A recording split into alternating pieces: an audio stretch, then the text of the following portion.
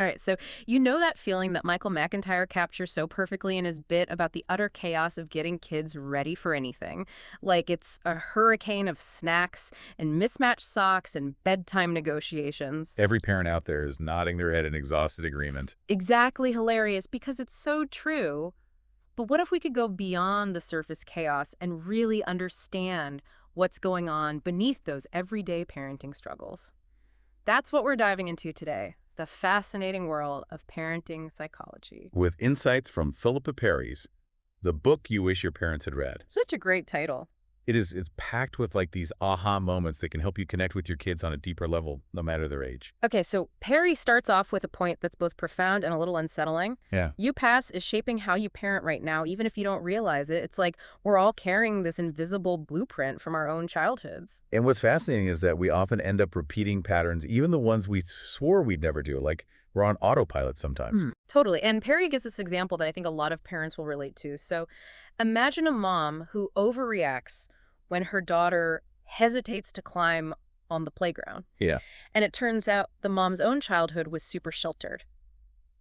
So she's projecting those anxieties onto her daughter without even realizing it. that makes sense. Yeah, it's like her own blueprint is influencing how she's responding to her daughter. Think about it this way. Your childhood is like this blueprint that you're unconsciously referencing as you parent. Huh. So by unpacking those experiences, you can identify the patterns Yeah. that you want to change. Like actually rewrite the blueprint for your own family. Exactly. That's powerful. It is. And it's not about blaming our parents or anything, Right. but about understanding how their blueprint is influencing ours. Yeah. Okay, so Perry also talks about this concept of rupture and repair in parent-child relationships, which, let's be honest, is inevitable because No. none of us are perfect parents. We're human. We're going to mess up. And what's important isn't that we never make mistakes, but how we repair those inevitable ruptures. So it's about acknowledging when we've messed up Yes. and taking steps to make amends, not just sweeping it under the rug. Right. Perry shares this example of a therapist mom who loses her temper with her daughter and then realizes her reaction was triggered by her own childhood experiences. Oh, wow. So she apologizes to her daughter and explains why she reacted that way. That's a great example because it models accountability for our kids. Mhm. They see that even grown-ups make mistakes, Yeah. but we can own up to them and try to do better. And that vulnerability can be so powerful in building trust and connection. Oh, for sure. It shows that we're all in this together, learning and growing as we go. I love that. Now, this next point from Perry really hit home for me, the power of validating our children's feelings. It's so easy to fall into the trap of dismissing or minimizing their emotions, especially when they're inconvenient or intense. Oh, we've all been there. You're fine, don't cry. But Perry argues that ignoring or denying a child's feelings can actually be harmful in the long run. Makes sense, right? Those feelings don't just disappear, they go underground and can manifest in unhealthy ways later on. Exactly. She uses this case study that I think a lot of working parents will find insightful. So this family relied heavily on childcare because of their demanding jobs, and their son seemed fine on the surface. Right.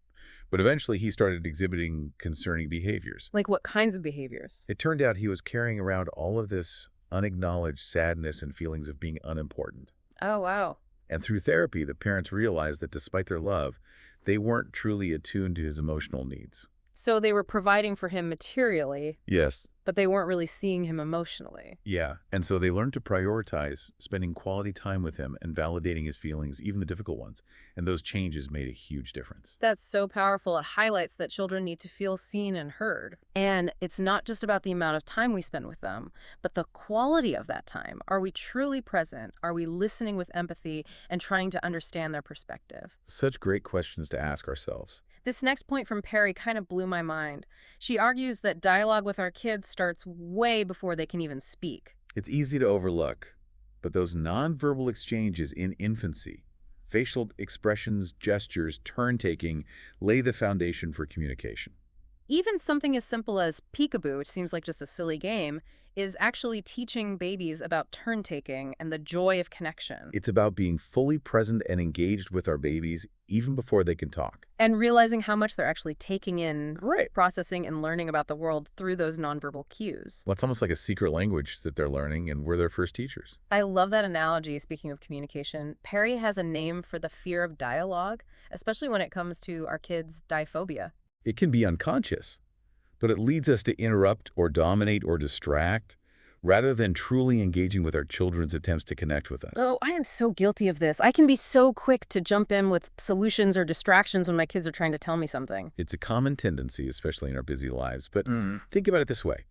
What message does it send to our kids when we constantly interrupt or talk over them? Like their thoughts and feelings aren't as important as mine. Exactly. And even if we don't intend to convey that message, that's often how it's received. That's a good point.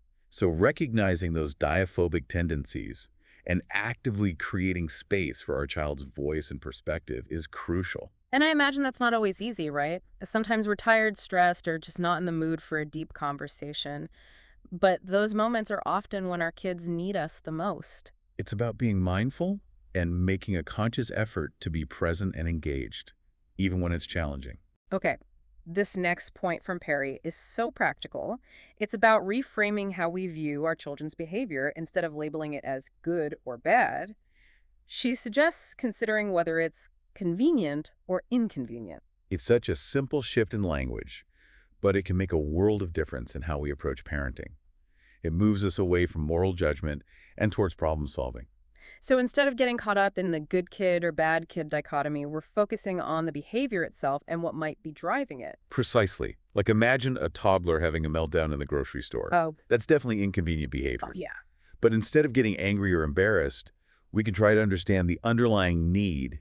Are they hungry, tired, overstimulated? It's like detective work, right? Okay. We're trying to figure out what's going on beneath the surface and what our child is trying to communicate through their behavior. And by understanding those underlying needs, we can respond with more empathy and find solutions that actually work. This is reminding me of something else. Perry talks about collaboration when it comes to discipline. She's not a fan of authoritarian parenting, where it's all about imposing our will, or permissive parenting where there are no boundaries. Right. She advocates for this collaborative approach. And what's so great about this approach is that it teaches children valuable life skills. It's not just about getting them to comply, it's about helping them learn to think for themselves and make responsible choices. I love the example she gives about cleaning a messy room instead of just ordering the child to clean up. The parent sits down with them and brainstorms solutions together. Like, what would make tidying up easier for you? It's such a simple but powerful shift because instead of the child feeling controlled and resentful, they're part of the process and more likely to buy into the solution. And that collaboration fosters a sense of agency and responsibility, which leads to more sustainable behavior change. Right. It's not about blind obedience. It's about understanding the why behind the rules and developing their own problem-solving skills. You know, something else I really appreciate about Perry's approach is her emphasis on honesty and open communication with our kids. Because children are so perceptive, they can sense when something is wrong, even if we try to hide it. And often their imaginations can conjure up explanations that are far worse than reality. Oh, that's true. So Perry argues that it's better to be honest with our kids about challenges within age-appropriate limits, of course, than to pretend everything is perfect. Like, if parents are going through a divorce, Perry suggests explaining it in simple terms. Mommy and Daddy are having problems, but we both still love you very much. It's about acknowledging that life isn't always easy or fair, but we can navigate those challenges together. It helps them feel safe and secure amidst difficult situations. That makes sense. Okay, so I know a lot of parents out there are bracing themselves for the teenage years. What does Perry have to say about that? She reminds us that teenage brains are still very much in development, which means impulsivity might outpace judgment sometimes. It's like their emotional gas pedal is jammed and the brakes are still being installed. Exactly, and it's important to remember that this isn't intentional defiance. It's just their neurobiology at work. So how do we navigate those years without losing our minds? Perry stresses the importance of staying connected, even when it's tough, and focusing on guiding them towards responsible decision-making. She uses the example of a teenager who gets caught smoking. Instead of yelling, the parent shares their own feelings. I'm worried about the health risks, and I also feel disappointed that you chose to lie to me. It's about connecting on an emotional level rather than just reacting with punishment. It opens up the possibility for a real conversation about choices and consequences. And finally, Perry emphasizes that the parent-child relationship evolves, but it never ends. It's a lifelong journey, and the nature of the relationship changes as our children grow. But that foundation of love, respect, and connection endures. Even when their adult interest and support remain important, just in different ways. Like celebrating their achievements without trying to top them with our own stories. It's about recognizing that our children have their own lives to lead, and our role is to support and encourage them, not compete with them or relive our own youth through them. That's a great point. I think that's a good place to pause for a moment. We've covered a lot of ground here, and I'm sure listeners are already making connections to their own experiences. We'll dive into some more specific parenting challenges in the next part. So we talked about how our own childhood experiences can kind of influence how we're parenting. Right. But what about those times when we just feel like our kid is extra challenging? Like they need so much attention. Yeah, those kids who just seem to really need constant attention. The Velcro kids, I like to call them. Yeah. It's like they're attached at the hip. Perry actually has some interesting insights on this. Okay. She challenges us to think about those labels we put on kids, Oh, yeah. like clingy or needy or difficult, because those labels can become self-fulfilling prophecies. Yeah. And she suggests that sometimes what we perceive as clinginess is actually the child's way of communicating a deeper need. Makes you wonder what's going on underneath. Right, and she gives this example of a baby who had to be hospitalized Yeah. and separated from his parents for an extended period, and later on that child became extremely clingy, always needing to be near his mother. It's like he was trying to make up for that lost time and reassurance. That's heartbreaking, but it makes you realize that even very young babies are so deeply affected by their experiences, Yeah. and those experiences can shape their attachment styles. Right. It's not about spoiling them or giving in to every whim. It's about recognizing that their behavior is a form of communication. Yeah. We need to listen to what they're trying to tell us. Okay, so how do we navigate the situations where our child is constantly demanding attention? Yeah. Does that mean we have to give in all the time? Perry's a big believer in meeting our children's needs. Okay. But she also talks about the importance of helping them develop a sense of independence. Right, because we don't want to create this dynamic where they feel like they can't function without us constantly hovering over them. Exactly. And she points out that sometimes our own anxieties as parents can actually contribute to those clingy behaviors, like if we're constantly anticipating their every need Yeah. and rushing to fix everything. It's like we're almost creating that dependency. Yes, they might not learn to trust their own abilities. So it's about finding that balance between being responsive and encouraging them to explore their independence. It's a dance, for sure. Yeah.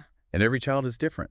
Some kids are naturally more independent, while others need a little more hand-holding. The key is to observe our children, Right. tune into their cues, and adjust our approach accordingly. Now, Perry also talks about something that I think a lot of expectant parents will find fascinating. What's that? How our own anxieties and cultural beliefs about pregnancy can impact our relationship with our child even before they're born. It's like we're already writing the first chapter of their story. Yeah, totally. And Perry talks about how different cultures have all sorts of beliefs and practices surrounding pregnancy, some of which can be quite anxiety-inducing. She uses the term sympathetic magic to describe these beliefs that connect a mother's actions during pregnancy Okay. to the health and well-being of the baby. Like the old wives' tales about what you should and shouldn't eat, or the Yeah. idea that if you crave strawberries, your baby will have a strawberry birthmark. Exactly. And while some of those beliefs have a basis in science, Yeah. others are purely folklore. Right. But the point is that they can have a really powerful influence on how we experience pregnancy and how we feel about our unborn child. And Perry cautions against getting too caught up in those anxieties, Yeah. especially the ones based on unfounded fears. Right. She stresses the importance of focusing on what can go right, Okay. rather than dwelling on worst-case scenarios. Makes sense. And she encourages expectant parents to cultivate a sense of optimism and trust in their body's ability to grow and nurture their child. Because that positive mindset can actually have a positive impact on the baby's development, right? That's the idea. It's like we're setting the emotional tone for their arrival. And it also sets the stage for a more relaxed and joyful parenting experience. Right. Because after all, if we're constantly stressed and anxious, our babies are going to pick up on that energy. Yeah, okay, so we've talked about the importance of understanding our own baggage, Mm-hmm. validating our children's feelings, Yes. and fostering this positive and connected relationship. Right. But what about those more practical aspects of caring for a baby? Like what? Like all the feeding, the sleeping, the diapering, the stuff that makes up a good chunk of those early months.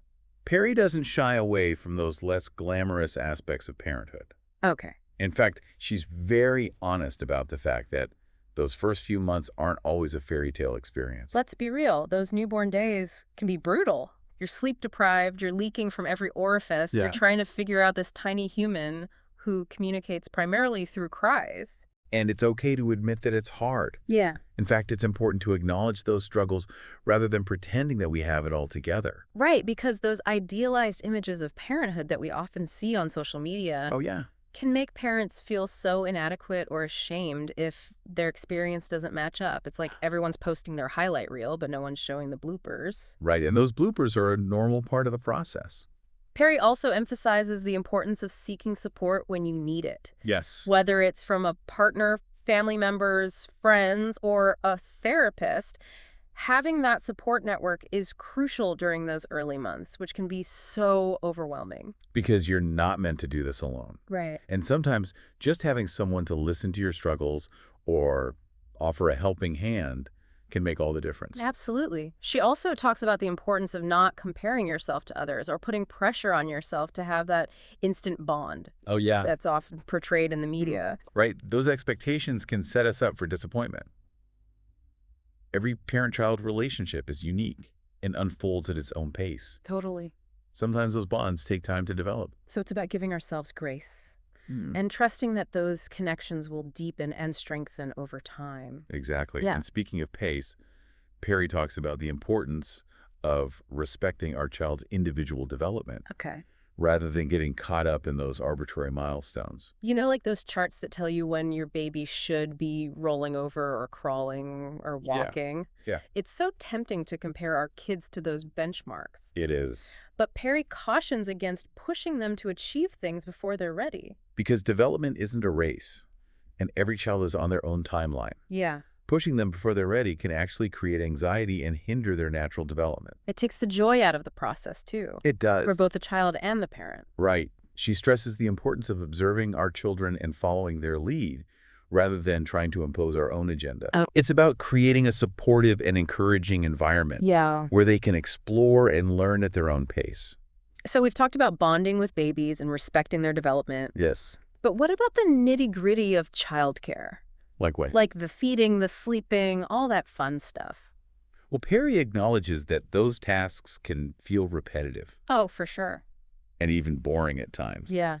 But she encourages parents to find ways to make them meaningful and enjoyable. I love that idea, but how do we actually do that when we're exhausted and just want to get through the day? Yeah. Sometimes just changing a diaper feels like a Herculean effort. She suggests shifting our perspective. Okay. Instead of viewing these moments of care as chores to be checked off a list, Yeah.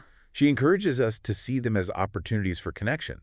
Oh, I see. So, like, instead of just mindlessly changing a diaper, Yeah. we can use that time to talk to our babies, make eye contact, sing a song, or just be fully present with them. It's about bringing presence and intention to those everyday moments, Yeah. which can actually make them more enjoyable Yeah. for both parent and child. Exactly, because those little moments add up. They do. They create a foundation of trust and connection Mm-hmm. that's going to shape the entire relationship.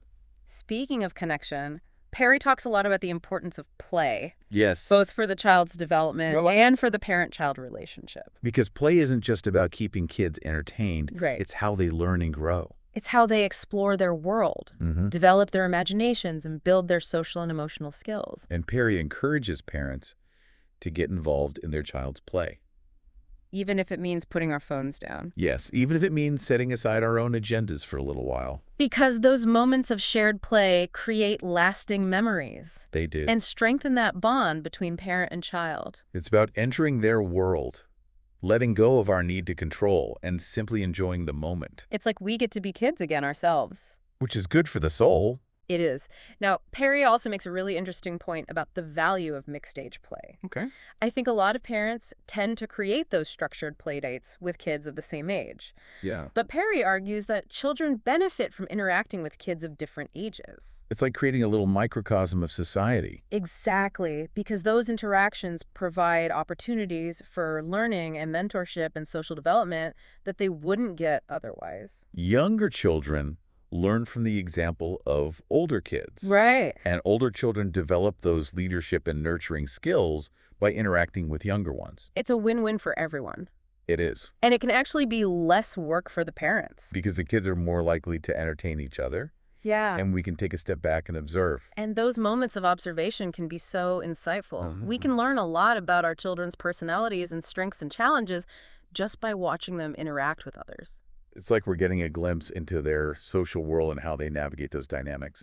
Okay, let's talk about one of the most talked about and debated topics in parenting: sleep. Ooh, yes. Perry definitely has some strong opinions on sleep training. She does. She's very critical of those methods that advocate leaving babies to cry it out, arguing that they can be detrimental to the child's emotional well-being. So even though those methods might get results in terms of getting the baby to sleep through the night, Yeah. Perry argues that they come at a cost. She does, because even though the baby might eventually stop crying, they're still experiencing stress and loneliness. Wow. And those early experiences of being left to cry alone can create a sense of insecurity and mistrust that can impact their relationships later in life. So what's the alternative? Are we doomed to years of sleepless nights?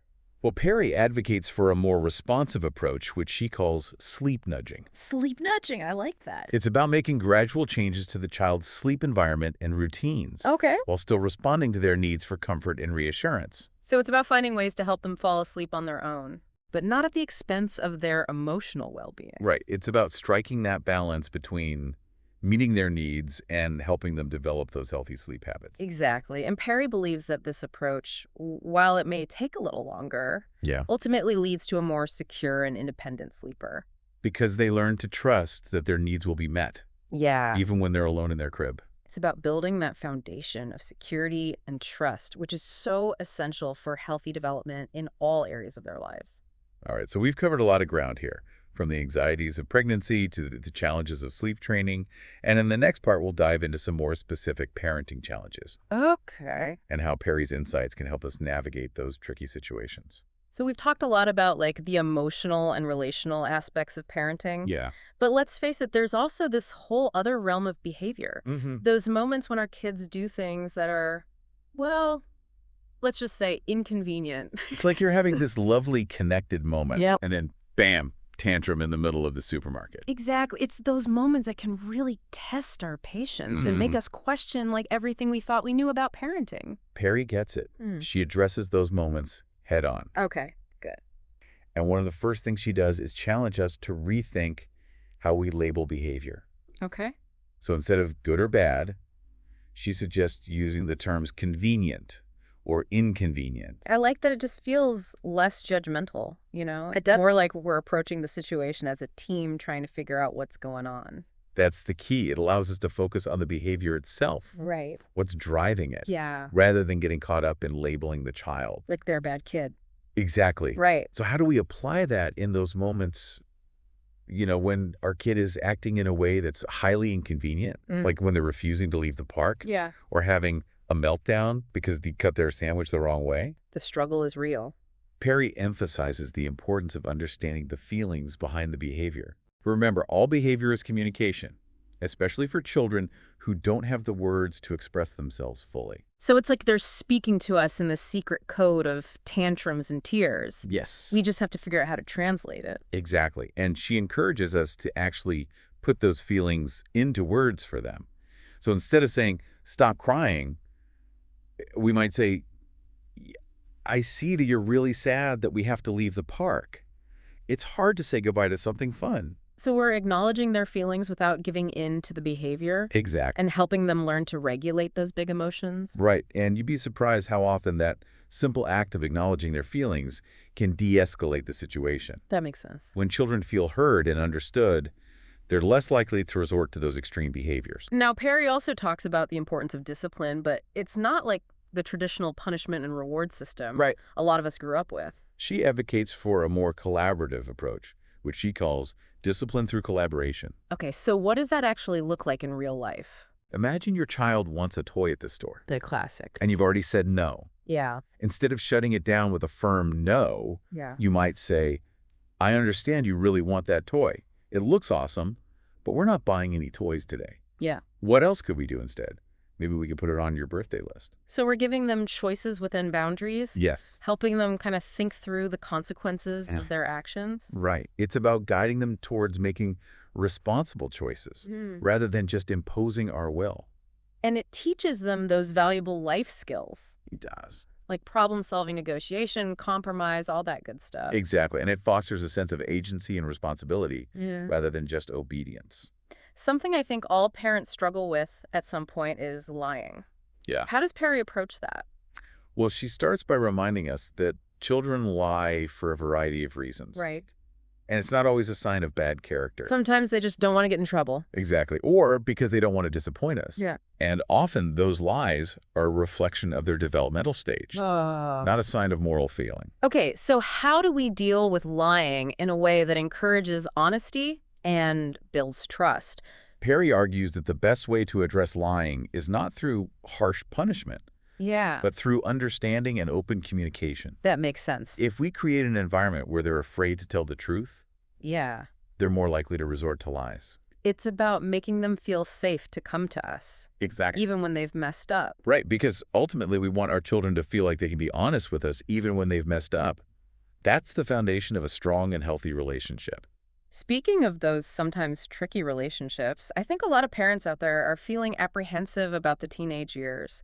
What wisdom does Perry offer for navigating that often turbulent phase? She reminds us that teenagers are still very much under construction, Oh, yeah. both emotionally and neurologically. So their brains are still wiring up. Yes, and their capacity for impulse control is not yet fully developed. It's like their emotions are on a roller coaster, and they haven't quite figured out how to operate the controls. Exactly. And so it's crucial that we approach those teenage years with a lot of patience and empathy, Yeah.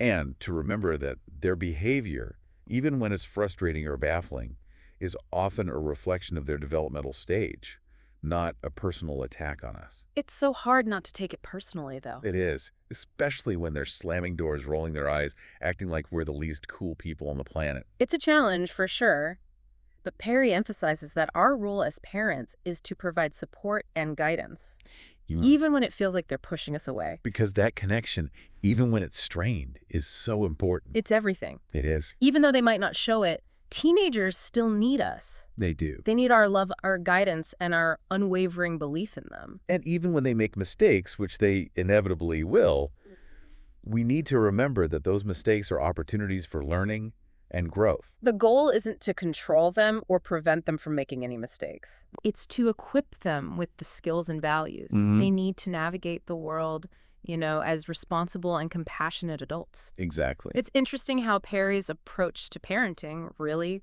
comes full circle. How so? We start by examining our own childhood experiences, Yeah. and then we focus on building that secure attachment with our children. Right. And finally, we guide them towards becoming independent, capable adults who can go out into the world and make their own mark.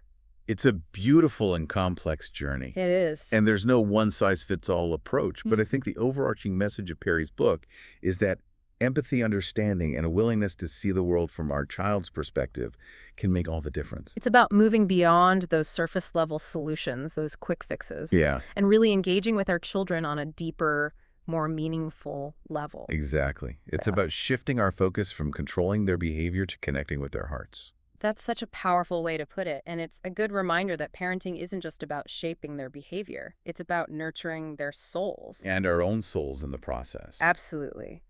This deep dive has been so insightful. I feel like I have a whole new perspective on parenting. Me too. And as you continue on this journey of parenthood, just remember that you're not alone. Yeah. There are resources, support systems, a wealth of knowledge available to guide you. And most importantly, trust your instincts. Yes.